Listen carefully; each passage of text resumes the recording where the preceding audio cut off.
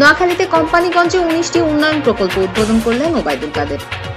যুব উন্নয়ন এখন নতুন সাজে নতুন রূপে হক শপিং মল চৌমুহনীতে। ভর্তির জন্য আজই যোগাযোগ করুন বেগমগঞ্জ যুব উন্নয়ন টেকনিক্যাল ইনস্টিটিউট।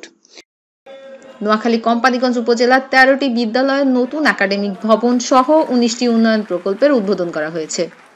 বাংলাদেশ আওয়ামী লীগের সাধারণ সম্পাদক ও সড়ক পরিবহন সেতু মন্ত্রী ওবায়দুল কাদের ভার্চুয়াল ভিডিও কনফারেন্সের মাধ্যমে এই উদ্বোধন করেন। এ সময় কোম্পানিগঞ্জ উপজেলা আওয়ামী লীগের 7 জন প্রয়াত নেতার স্মরণে স্মরণ সভা অনুষ্ঠিত হয়েছে।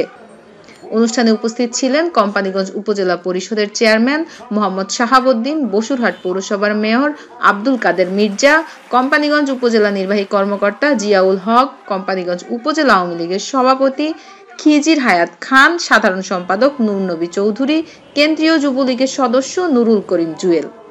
ANTV news desk.